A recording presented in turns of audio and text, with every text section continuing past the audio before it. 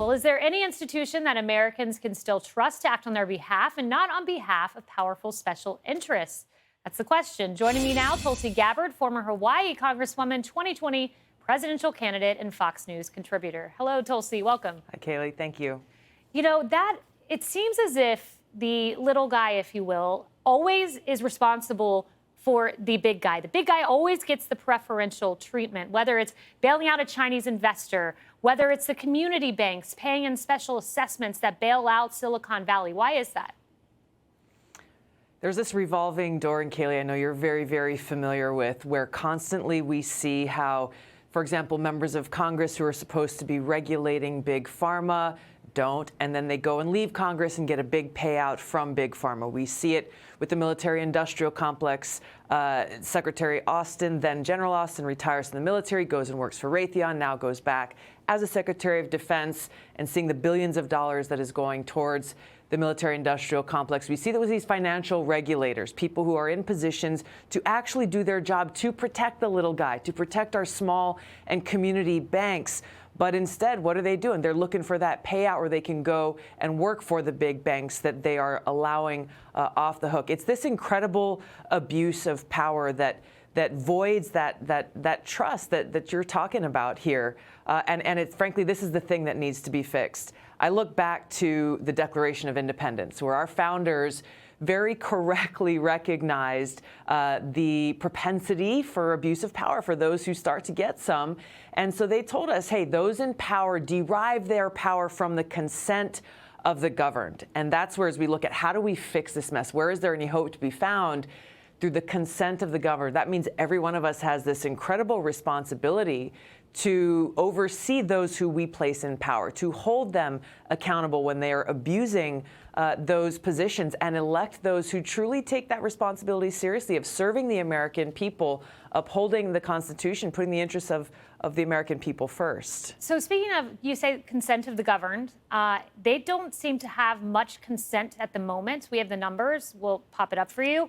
The level of trust in institutions is remarkably low. U.S. government, GOP has 35% trust, Democrats 63%, Congress 40%, Republicans 54%, Democrats. As you can see, there's definitely falling trust among Republicans specifically, but even, Wall Street, Democrats 46%. There's just distrust broadly. Yeah, there is. For me, I think one of the only institutions that I think we can trust right now is the Supreme Court, serving as a check on a lot of this abuse of power.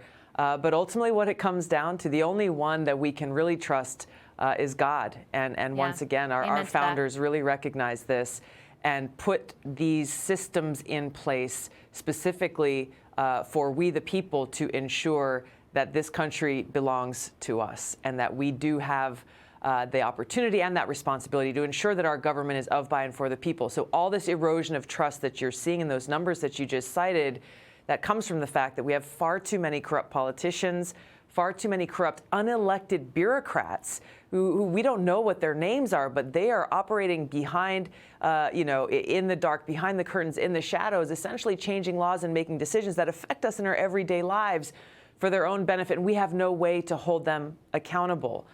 So we do this by taking action through those who we choose to hire and fire through this system that our founders created for us, which is still the best system in the world. I couldn't agree more with you, especially when it comes to God. Just a few moments here, but it's ironic to me that God, someone you can trust, is who is being run out of society. We know he was an integral part of our founding, mentioned in many of our founding documents.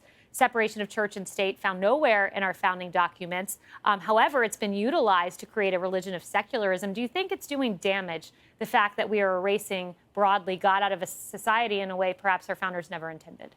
There's no question about it, Kaylee. You see this erosion of this spiritual foundation of our country as a direct consequence of those who are trying to erase God from just about every facet of our public lives. This is one of the main reasons why I chose to leave the Democratic Party, because I saw increasingly how not only were they trying to erase God from or any mention of God, or attacking people of faith, attacking people of spirituality, especially Christians.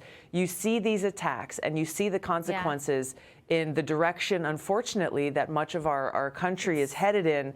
and the damage it's causing to families, to children, So to our true. communities, to our policymakers, many of whom think that they are God and are trying to control us in every possible way. It's so true. Tulsi, so much wisdom from you always. Have a great St. Patrick's Day. Thank you so much. Hey, Sean Hannity here. Hey, click here to subscribe to Fox News YouTube page and catch our hottest interviews and most compelling analysis. You will not get it anywhere else.